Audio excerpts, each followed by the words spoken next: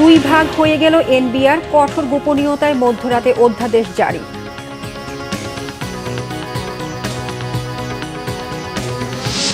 বাস চাপায় রংপুরের কাউনিয়ায় 2 সন্তান সহ মায়ের করুণ মৃত্যু, বাবার অবস্থাও গুরুতর।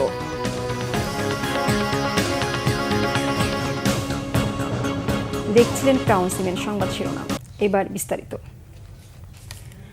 জাতীয় রাজস্ব বোর্ড বা এনবিআরকে 2 ভাবে বিভক্ত করা হয়েছে। কঠোর গোপনীয়তায় গত মধ্যরাতে এ সংক্রান্ত অধ্যাদেশ জারি করা হয়েছে। সংস্থাটি ভেঙে রাজস্ব নীতি ও রাজস্ব ব্যবস্থাপনা নামে 2টি বিভাগ সৃষ্টি করা হয়েছে।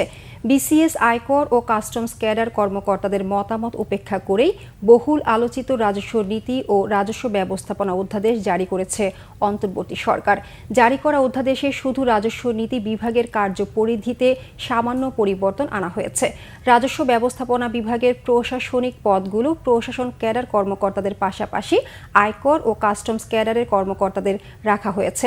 অধ্যাদেশে বলা হয়েছে, রাজস্ব নীতি বিভাগ কর আইন প্রয়োগ ও কর আদায় পরিস্থিতি পর্যবেক্ষণ করবে।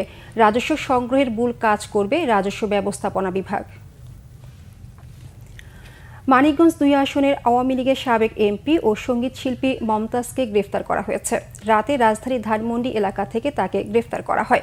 ঢাকা মহানগর গোয়েন্দা পুলিশ ডিবির যুগ্ম কমিশনার মোহাম্মদ নাসিরুল ইসলাম মমতাজের গ্রেফতারের বিষয়টি নিশ্চিত করেছেন।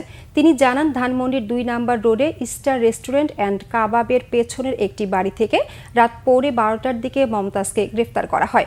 মমতাজের বিরুদ্ধে হত্যাসহ একাধিক মামলা রয়েছে। 5ই আগস্ট শেখ হাসিনার পতনের পর থেকে আত্মগোপনে ছিলেন মমতাজ। আজ তাকে আদালতে তোলা হতে পারে। বাস চাপা রংপুরের কাউনিয়ায় একই পরিবারের 3 জন নিহত হয়েছেন। সকালে মোটরসাইকেলে রংপুর কুড়িগ্রাম মহাসড়কের বেইলি ব্রিজ এলাকায় এ দুর্ঘটনা হয়। মোটরসাইকেলে কাউনিয়া যাওয়ার পথে একটি বাস তাদের চাপা দেয়। এ সময় ঘটনাস্থলে প্রাণ হারায় মোটরসাইকেল আরোহী রোজিনা বেগম, মেয়ে আফসানা আক্তার ও 2 বছরের শিশু রহমত আলী। মোটরসাইকেলের চালক বাবা আশরাফুল ইসলামের অবস্থাও গুরুতর। তাকে হাসপাতালে চিকিৎসা দেওয়া হচ্ছে। উদ্ধার কাজ চালায় ফায়ার সার্ভিস ও স্থানীয়রা। এই ঘটনায় কাউনিয়া থানায় মামলা হয়েছে। নদী, খাল ও ছড়া দখলের প্রতিযোগিতার কারণে প্রতি বর্ষায় তলিয়ে যাচ্ছে পুরো খাগড়াছড়ি শহর। জলাবদ্ধতাও ভোগাচ্ছে বাসিন্দাদের। অবৈধ দখল উচ্ছেদ করে নদী, খাল রক্ষায় প্রশাসনের কার্যকর ভূমিকা চায় শহরবাসী। খাগড়াছড়ি প্রতিনিধি HM প্রফুল্লের পাঠানো তথ্য ছবিতে ডেস্ক রিপোর্ট। দখল দূষণে মৃতপ্রায় খাগড়াছড়ির নদী, খাল ও ছড়াগুলো। গত 15.5 বছরে প্রশাসনের নাকের ডগায় চলেছে দখলের মহোৎসব। গড়ে উঠেছে বিভিন্ন স্থাপনা, কেউ কেউ বানিয়েছেন বসতবাড়িও। খাল ও ছড়াগুলো দখল হয়ে যাওয়ায় বর্ষায় তলিয়ে যাচ্ছে পুরো খাগড়াছড়ি শহর। ব্যাপক ক্ষতিগ্রস্ত হচ্ছে ব্যবসায়ীরা। আসছে বর্ষায়ও এ আতঙ্কে খাগড়াছড়ি পৌরবাসী। এখানে খাল দখল হচ্ছে, খাল দখলের কারণে আমরা বেশিরভাগ ভুক্তভোগী। সেজন্য এর একটা বিহিত চাই আমরা। বর্ষা মৌসুম এলেই পানি যাওয়ার পথটা না থাকার কারণে আজকে এই দুর্ভোগটা আমরা গত কয়েক বছর ধরে পাচ্ছি। প্রত্যেক বছর খাগড়াছড়িতে আমরা ব্যবসায়ীরা বন্যার সম্মুখীন হই, যা আমাদের ব্যবসার জন্য যথেষ্ট ক্ষতিকারক। এর আগে এরকম হতো না, কিন্তু গত 2 বছর ধরে এই অবস্থাটা বেশি সৃষ্টি হচ্ছে আমাদের। দখলে প্রাকৃতিক ভারসাম্য হারাচ্ছে পর্যটন শহর খাগড়াছড়ি। গত 2 বছরের বন্যার মতো পরিস্থিতি এর আগে দেখেননি স্থানীয়রা। মিলনপুর, শান্তিনগর এলাকা, ইসলামপুর সহ আমাদের পুরো এলাকায় পানি উঠলেই আমরা পানির নিচে আমরা তলিয়ে যাই। এতে করে সাধারণ মানুষের জীবন জীবিকা নির্বাহ করতে খুব কষ্ট হচ্ছে। বিশেষ করে আমাদের যে পরিবারগুলো রয়েছে, সেই পরিবারে যে বসত বাড়িতে যে তাদের আসবাবপত্র রয়েছে, সেই আসবাবপত্র তাদের নষ্ট হয়ে যাচ্ছে। এখানে পাহাড়ি ঢল নামলেই পানি উপচে উঠে বিশেষ করে প্লাবিত হয়ে যায় জনবহুল এলাকাগুলো, জনপদ প্লাবিত হয়ে যায়।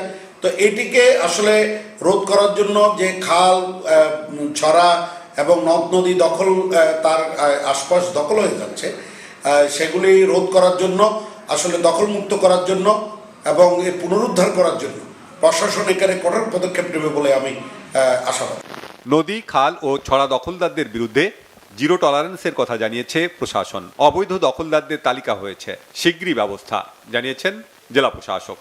অবৈধ দখলদার যারা আছে নদী এবং খালগুলো তাদের তালিকা ইতিমধ্যে আমরা প্রণয়ন করে পাঠিয়েছি এবং এ বিষয়ে আমরা প্রয়োজনীয় পদক্ষেপ গ্রহণ করছি এবং সংশ্লিষ্টদের নির্দেশনা দেওয়া আছে যে যারা অবৈধভাবে বিভিন্ন স্থাপনা বিশেষ করে নদী এবং খাল দখল করে আছে তাদের তালিকা করে এবং তাদের বিষয়ে উচ্ছেদ প্রস্তাব প্রেরণের জন্য এবং আমরা উচ্ছেদ মামলা রুজু করে তাদেরকে অচিরেই উচ্ছেদ করে আমরা এই অবৈধ দখলদারদের সেখান থেকে আমরা অপসারণের ব্যবস্থা নিব।